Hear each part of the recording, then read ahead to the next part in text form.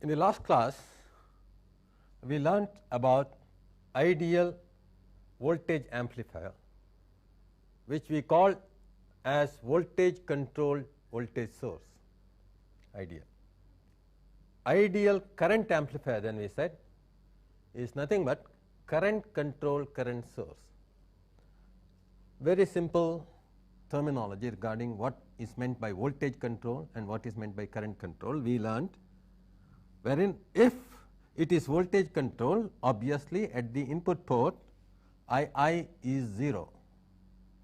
So, that Vi is what is controlling the voltage at the output, okay, as K times Vi. This is what is appearing at the output, and the source has 0 resistance in series. It is a voltage source with 0 or not output resistance, and it has a voltage which is K times Vi. This is the characteristic of an ideal voltage amplifier. Then we said if it is current controlled, obviously Ri is going to be 0 ideally, and therefore Vi is 0 for the port, input port, which means it is basically controlled by II, and output current is going to be short circuit current, of course, is going to be K times II, and the source, current source, which is having K times II as the current, has a shunt resistance of infinity. So, this is where we had stopped, the current controlled current source, and we said in practice obviously we cannot have any of these ideal amplifiers. We have to know how we can recognize an amplifier as a current amplifier or as a voltage amplifier in practice. And then we said in practice we have a non-ideal source which can always be represented either as a voltage source in series with the resistance Rs, or as a current source Is, which is nothing but the short circuit current in the voltage source representation, and a shunt resistance of Rs. So, this representation, equivalent representation, does not mean anything. It is the same whether you represent it as a voltage source in series with the resistance or a current source in shunt with the resistance. Only thing is, ideal independent sources cannot have any equivalence. Ideal voltage source and ideal current sources cannot have equivalence. Non-ideal sources can always be put down as voltage source in series with the resistance or current source in shunt with the resistance. Now, if this is the current control current source or current amplifier,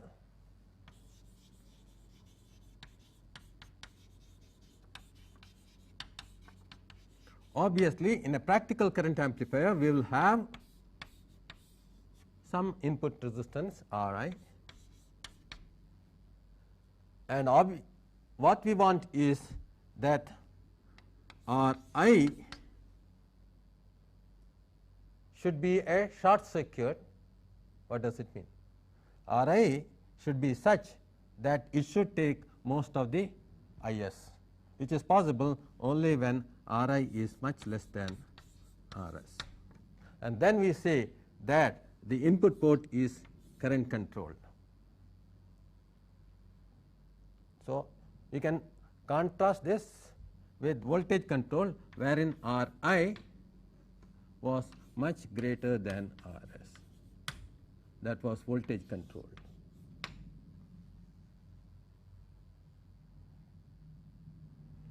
So, once again current source output K times II, K times II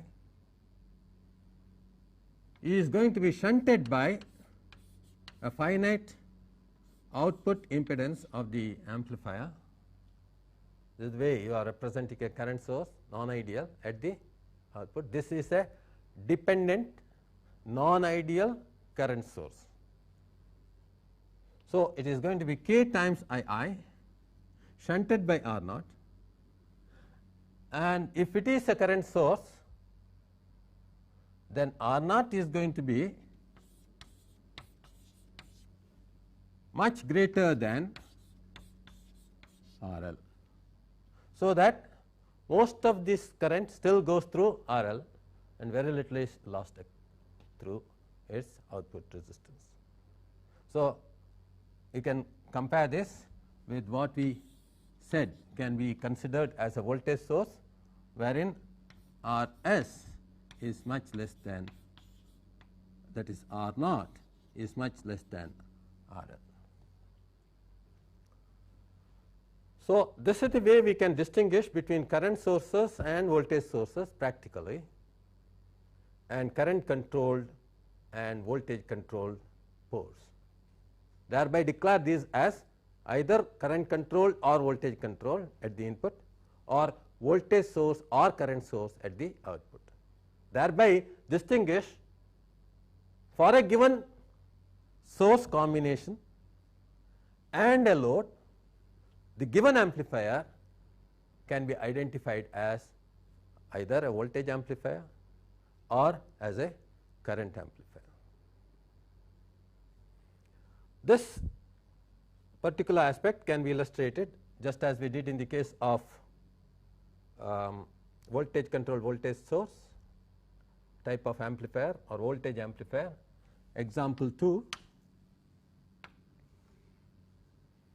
an amplifier with Ri equal to 1 kilo ohm is fed by an independent current source with source resistance Rs equal to 10 kilo ohm. Automatically now source resistance is 10 kilo ohm and input resistance of the amplifier is 1 kilo ohm. So, it can be declared as current control. If the short circuit current gain is 100, that means K is given as 100, and R naught of the dependent current source, this is the R naught, the dependent current source is 100 K, determine I naught over Is, that is the current gain, for a load resistance of 10 kilo ohm. Now, again, since the load resistance is 10 kilo ohm and the current source resistance is 100 kilo ohm, it can be declared as a current source. So, this is definitely a current amplifier, and we can now solve this problem saying that the current Is now is going to be divided between this and this. Very little will go through this because we have chosen our parameters properly, so that it is acting as a current control source. So, II is going to be, this is 10 K and this is 1 K, this is 10 K and this is 1 K. So, 10 divided by 10 plus 1, which is 11, times Is. So, strictly speaking, if it is current control, we would have got this very close to 1, this would have been 1. So, that is the way to identify gain. Is, what part of Is is going into the amplifier truly as II? If it is close to 1, it is declared as current control. Again, this II is multiplied by 100 because of the current gain K is equal to 100, and R naught is 100 K, RL is 10 K. This 100 I is going to divide between 10 K and 100 K as 100 divided by 110. 100 divided by 110. As a result, we have therefore I naught equal to 10 by 11 square, this is one 10 by 11, this is another 10 by 11 into 100 times IS. So, we get the value of I naught over IS for this problem as about 100 reduced by factor 10 over 11, okay, because of the input problem, 10 over 11 because of the output problem. So, 10 over 11 squared into 100. Or if you want to express this as decibels, it will be 20 log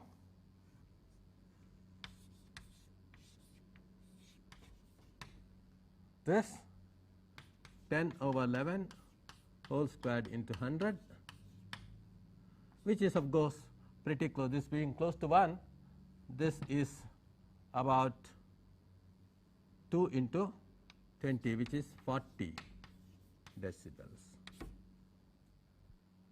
So, this gain now can be more exactly given as 20 log to the base 10 100 minus, because actually plus 20 log to the base 10 over 11 whole square.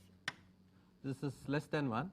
So, this becomes minus, and therefore 11 over 10 square.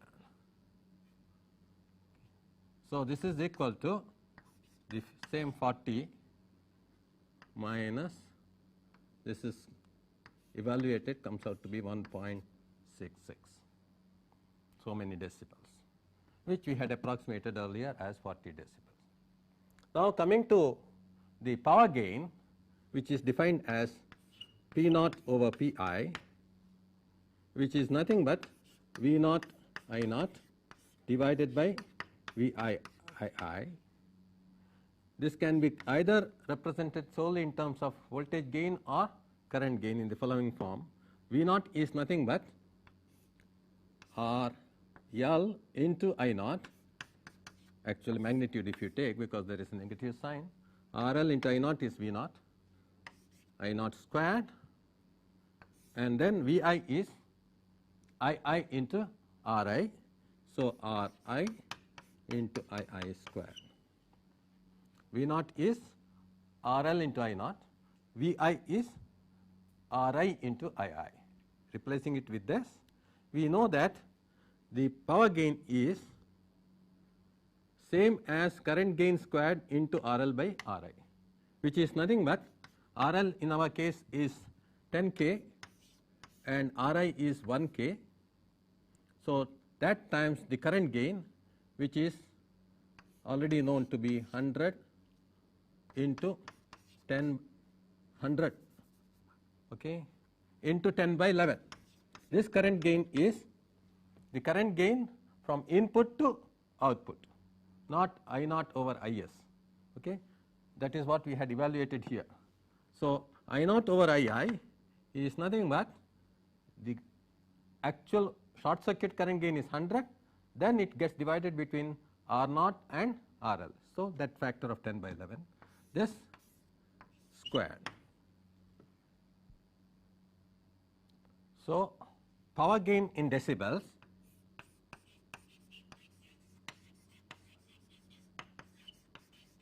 is 10 log base 10 of this factor, which is 10, okay, into 100 square 10 by 11 square, which is going to be equal to 10 log to the base 10, 10 to power 5 minus 10 log to the base 10, 11 by 10 square. The same factor log to the base 10, 11 by 10 squared has been earlier evaluated, and therefore, you can use that information.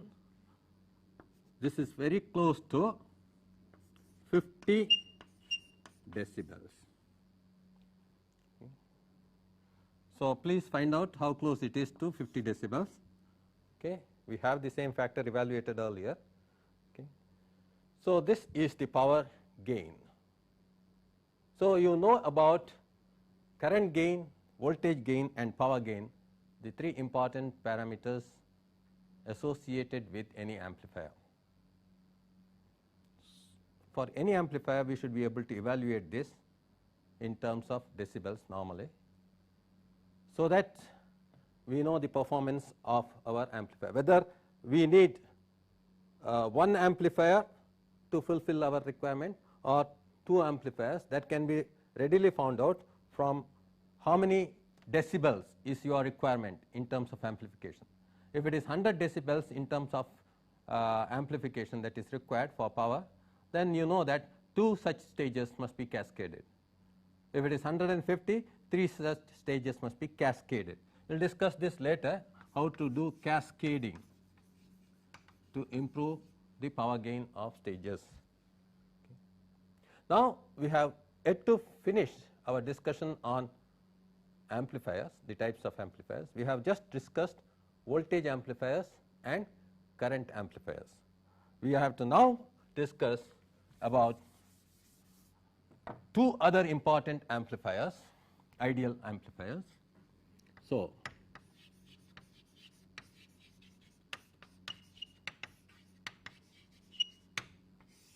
we discussed voltage amplifier,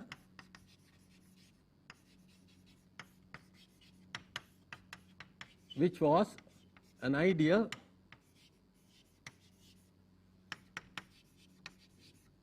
voltage controlled voltage source.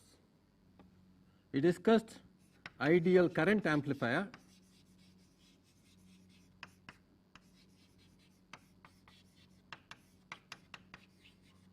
which was ideal current controlled current source.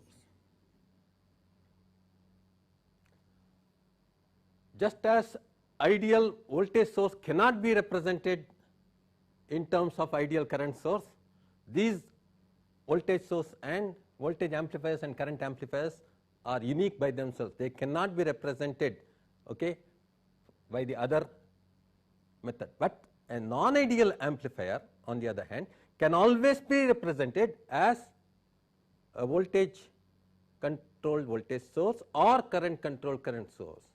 Okay. That kind of equivalent circuit can be put. But what it is really is determined by basically how it is driven by means of the source and how the load is connected.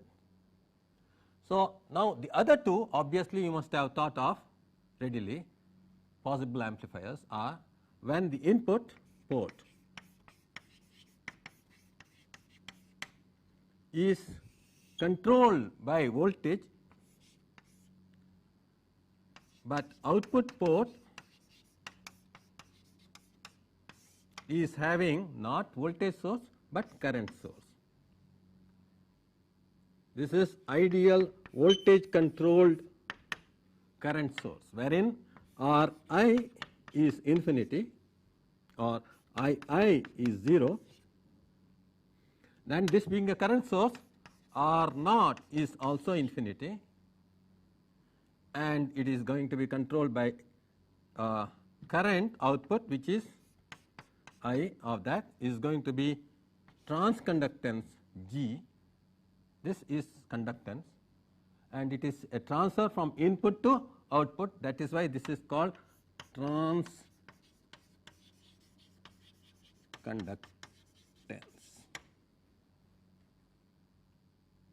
So, this G times Vi.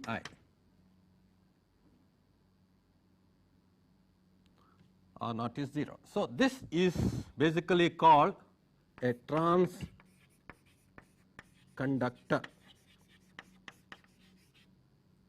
As against voltage amplifier, where the forward transfer parameter from input to output was voltage gain here.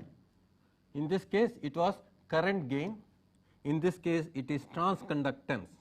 And this amplifier is called transconductor amplifier, which is gaining popularity in present day integrated circuit designs. Okay. As against this, we have ideal, instead of voltage control, it could be current controlled at the input port,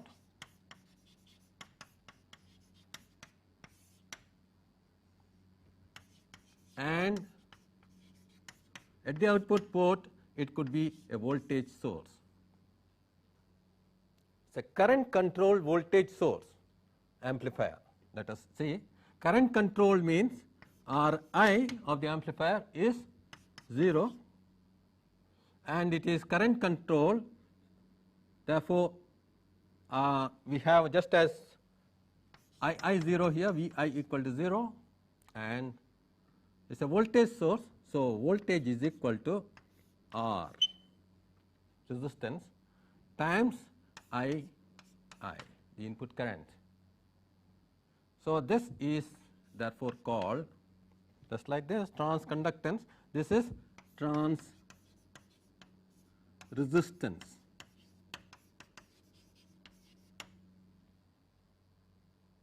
Just see trans resistance, or this whole thing is called trans resistor amplifier as against trans conductor. So, trans resistor, you have an abbreviation transistor. That is how transistor derives its name, but it is really not ideal current controlled voltage source. It is close to ideal current controlled current source. We will discuss it later. But transistor derives its name from transfer resistor. So, it is one of the ideal amplifiers here. We have here voltage source. So, R naught is equal to 0. So, this characterizes the two important amplifiers which have been left out: current controlled voltage source and voltage controlled current source. So, now let us consider the two different amplifiers which we have discussed. One is transconductor amplifier and transresistor amplifier. When again the amplifier is not ideal, just as we considered earlier voltage amplifier and current amplifier. How do we recognize that a particular amplifier belongs to a particular category? That is going to be done here also. It is voltage controlled at the input, which means Ri earlier was infinity in the case of ideal amplifier. Here Ri is much greater than R, yes, that is voltage control. It is current source at the output, that means R naught is much greater than RL. So, under this situation, under this drive, source impedance being fixed like this and load impedance being fixed like this, or when input impedance is suitably chosen such that it is this way and output impedance of this is like satisfying this condition, then we call it a transconductor amplifier. And the most important parameter of interest at that point of time is the transconductance. However, we can still evaluate the voltage gain and current gain for this circuit, okay, just as we did on power gain again for this circuit in the same manner as we did earlier. Okay. Even though the important parameter associated with this has to be recognized as transconductance. We can just see that a transconductor amplifier is pretty close to a practical field effect transistor amplifier, where field effect transistors are traditionally voltage control devices, and the transconductance GM, small gm it is known as, is what is important as parameter for a field effect transistor, and the output resistance R naught is typically of the order of tens of kilo ohms, and therefore, for resistances of the order of hundreds of kilo ohms, okay, it can be acting as a voltage source, but resistances of the order of kilo ohms, it can still act as a current source. So, basically a field effect transistor belongs to this category, and as I told you, a bipolar junction transistor, strictly speaking, the common base amplifier which we will see is current control current source. A common emitter can be pretty close to this amplifier, where Ri is not really infinity, Ri is maybe of the order of tens of kilo ohms, okay. And therefore, for source resistance of the order of kilo ohms, it can be still considered as voltage controlled, and it is strictly speaking a good current source, where R0 is of the order of hundreds of kilo ohms for BJTs, bipolar junction transistors. So, for load resistances which are typically of the order of tens of kilo ohms, the BJT can be still considered as a current source output. So, here it can become voltage controlled if it is a common emitter amplifier. If it is a common base, on the other hand, it is strictly current controlled at the input and current source at the output, and therefore, it is a current controlled current source. So, we have later ample opportunity to identify the various devices that we are going to use as amplifiers as one of these, depending upon the type of source resistance and type of load resistance. This is something that you have to understand very well at this juncture itself, so that you are not confused as to what exactly is belonging to what category out of these four. So, again here this is a current controlled voltage source, this is a voltage controlled current source. So, current control means Ri is much less than Rs and R0 is much less than RL. Develop that. Trans resistance, the transfer resistance is what is important here. Still, just as in the other cases, we can evaluate the voltage gain and current gain and subsequently the power gain of this stage. And as I told you, the this kind of transfer resistor amplifiers are not all that common practically. Most of the amplifiers which have been designed in present day, either they are going to be voltage controlled voltage sources or this transconductor types.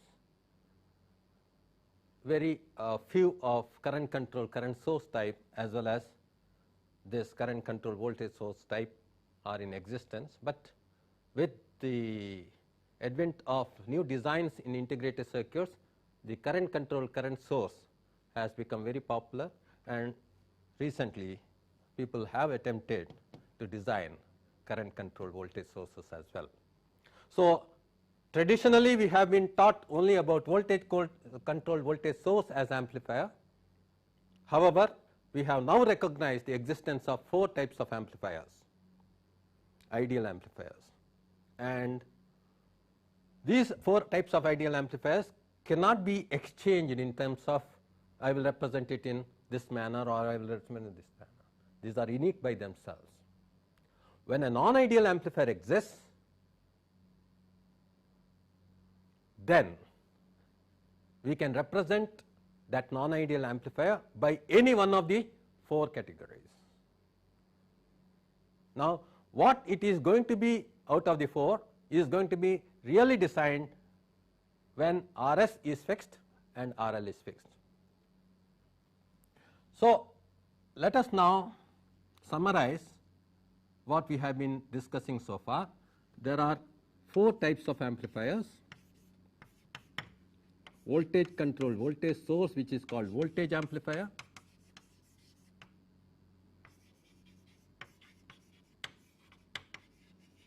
current controlled current source, which is called current amplifier;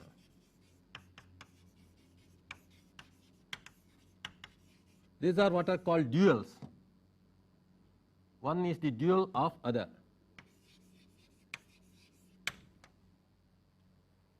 Okay.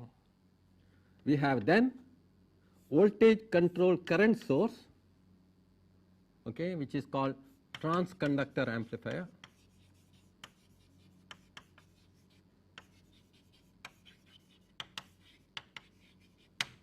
And current control voltage source, which is transresistor amplifier. These are once again what are called duals. What is a dual? Let us recollect what we have learnt in our networks. R, dual of R is G. Dual of a resistor is a conductor. Dual of L is C. Dual of C is L. Okay. Dual of a voltage source is current. Dual of current source is voltage. These are what are called duals, right? So,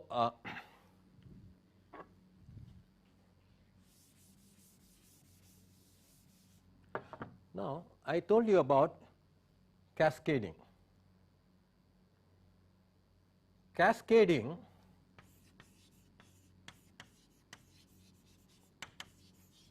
means what? Connecting one amplifier to another amplifier so as to get obviously increased power amplification. This is what it is. You are not happy with whatever the one amplifier is giving. You would like to connect one amplifier in cascade with another amplifier. So, let us see how cascading is done.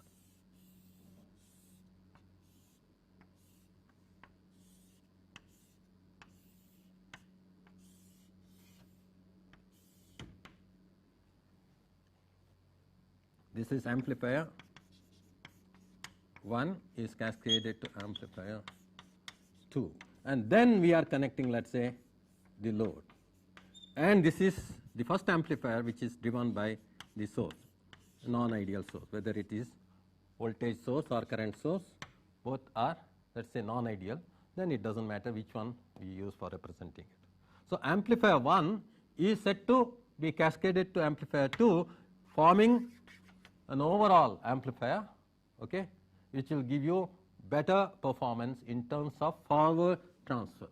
Right. As the transfer is concerned, we said each of them is unilateral. What it means is transmission is there only from input to output, from this input to this output. Therefore, overall transmission is from this input to this output. Okay. There is no connection from here to here, that is back. Okay. The reverse transmission is not there. So, these are all unilateral circuits. In such a situation, it is very easy to show that the amplification factor is improved. So, now let us try to evaluate, for example, the voltage amplification factor here, okay, and current amplification factor here as well as here, because these are two different types where the voltage amplification and current amplification have not directly made an appearance. Right. So, after that we will cascade the non-ideal amplifiers together. So, these non-ideal amplifiers again could be represented in any one of the four, and they will be called a particular type depending upon what kind of source and load we have. Now, you can see that as far as load for this is concerned, it is going to be the input resistance of the amplifier 2 which will act as the load for amplifier 1. So, it is the input resistance of this Ri2 which will act as the load for amplifier 1. And also, as far as the amplifier 2 is concerned, look at it at this point, this is the point, okay, where it is looking at a source. As far as this is concerned, this is the feed for the amplifier 2. So, this amplifier 2 can only look at this amplifier 1 as a source. It does not know whether it is an amplifier or a source, it cannot make a distinction. So, we can represent this amplifier 1 with the drive there as a source, okay, for this. That means output resistance of this is going to be the source resistance for this.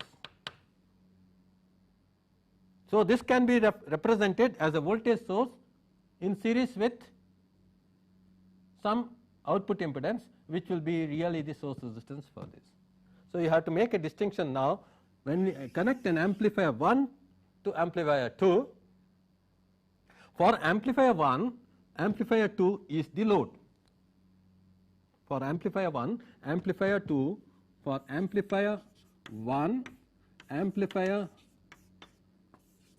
2 is the load. Now, that means load is not really necessarily a resistor, right? It can be an amplifier. So, for amplifier 2, amplifier 1 is the source.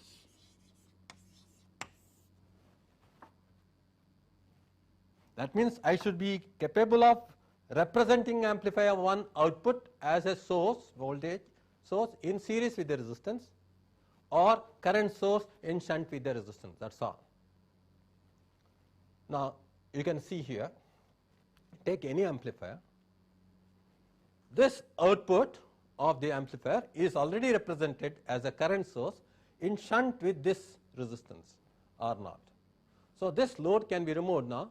This will be going to another amplifier where RL is going to be the input resistance of the next stage.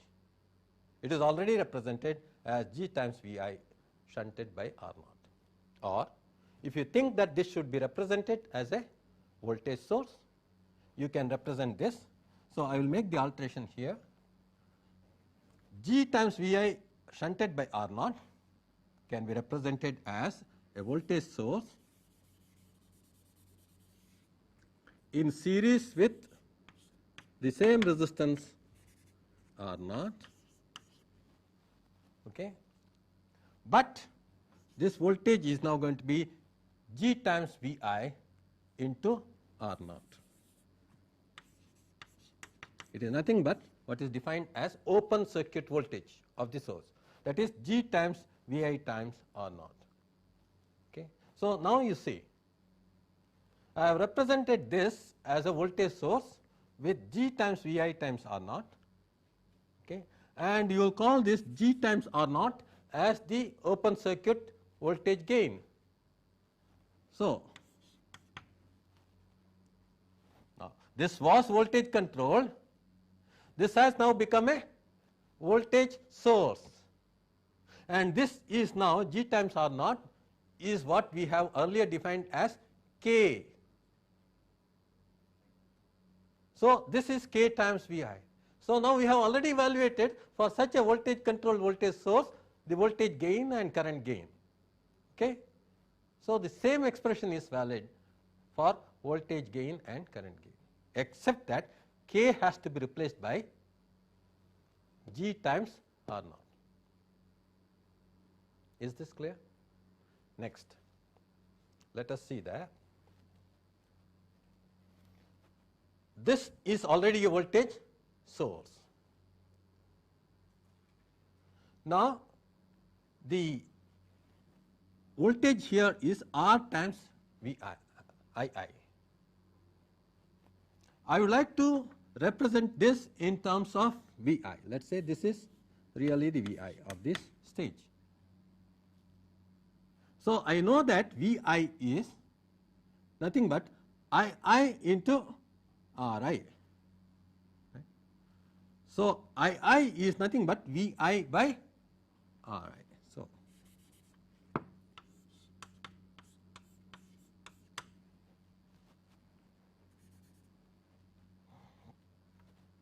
now, this has been already represented as a voltage source. Okay. Now, if it is voltage controlled, the voltage here should be this voltage Vi times some K. So, it is K times Vi. So, K is now represented as R divided by Ri. That is the only difference. And now, all those expressions for voltage gain and current gain that we have derived okay, when we discussed current amplifiers and voltage amplifiers, are valid here, and the power gain also is valid, as long as the factor K is replaced by R divided by Ri. So, as far as analysis is concerned, for the non-ideal amplifier, it is enough if you do the analysis of one type of amplifier. All those things that are discussed for that can be still made valid depending upon how you look at the equivalent circuit. So, K in this case has been G times R naught, where G is the transconductance value and R naught is the output resistance of the amplifier, and K here is nothing but R, which is the trans resistance, divided by input resistance Ri. So, with this, what all we have discussed in our analysis in earlier situation becomes valid. So, I would like you to work out a problem. The problem is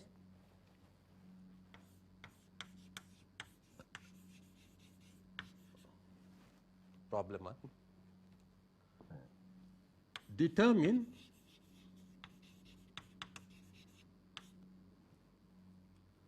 V naught over Vs, okay, or let us say I naught over Is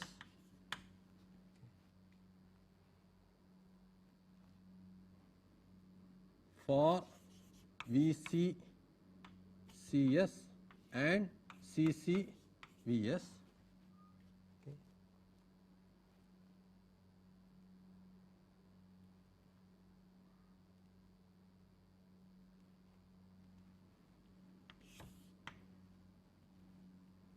When these are non-ideal.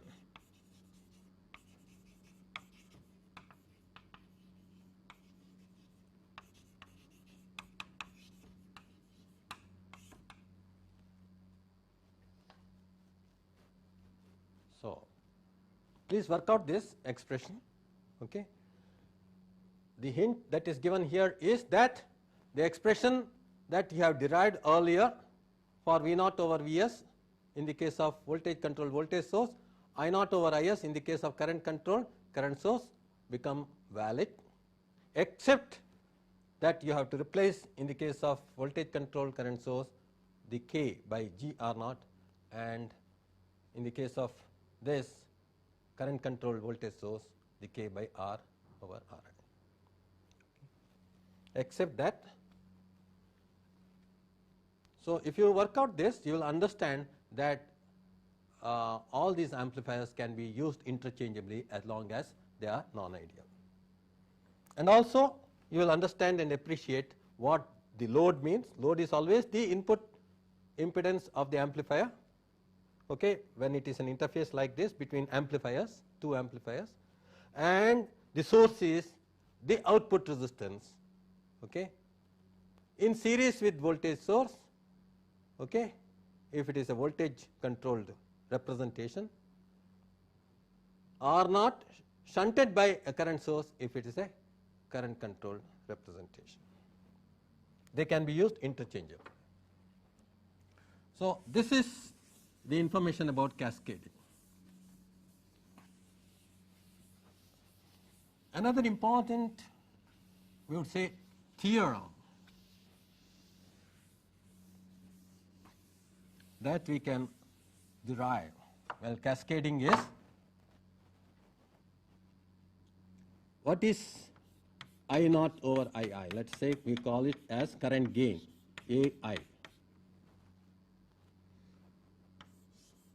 AV is V naught over Vi for the amplifier. Okay. This is for the amplifier, amplifier current gain, amplifier voltage gain. Then this is called with transducer, right?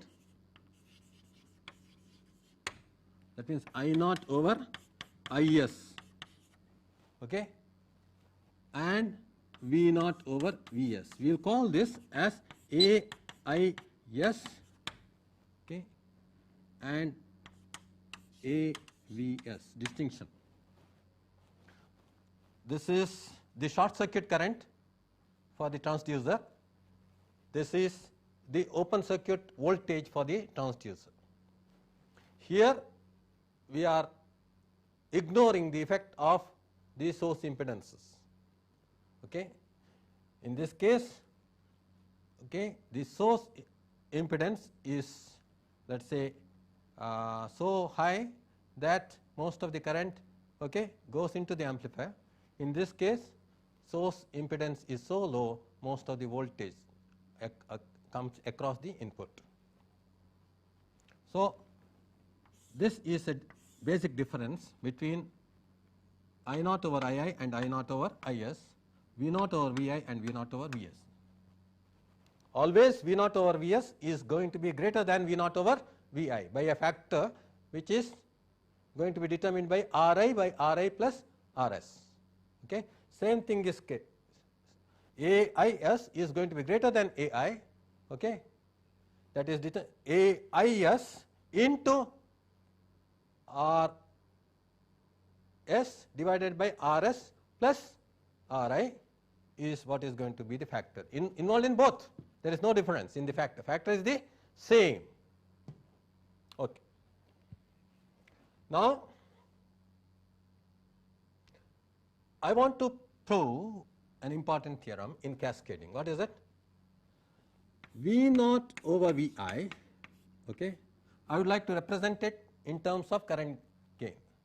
So, V naught is nothing but I naught, okay, into RL, always, okay, the magnitude. Let's say, let's consider magnitude. It's negative actually.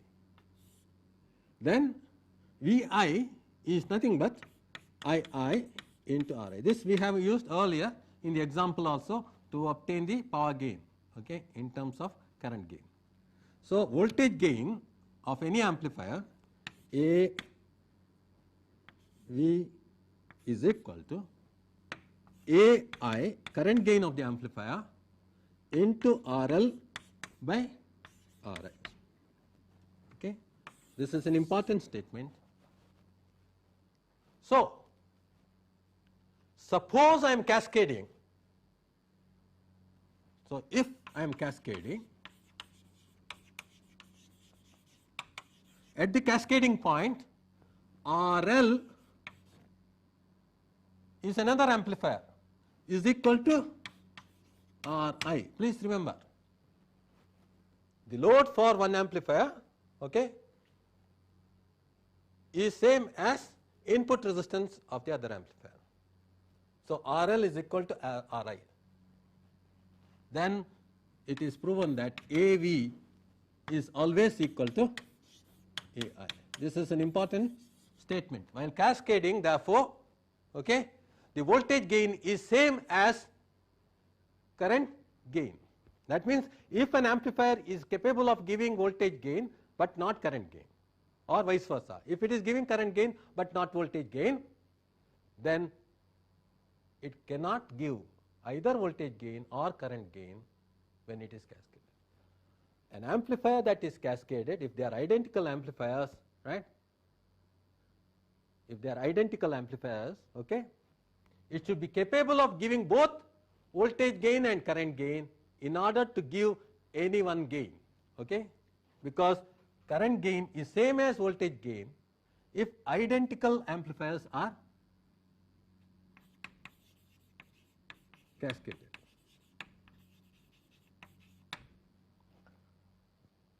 Because input resistance of one amplifier, okay, becomes the load of the other amplifier. Okay. So, if they are identical, its own input impedance is same as load. Okay. So, this something common sense thing that you have to remember, that when I cascade, if I cascade identical stages, the stage that I use must have both voltage gain and current gain. Then only it can act as power amplifier. Right.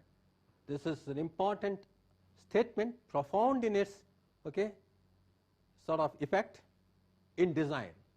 Therefore, I must not cascade amplifiers which give either voltage gain or current gain if I am using identical stages.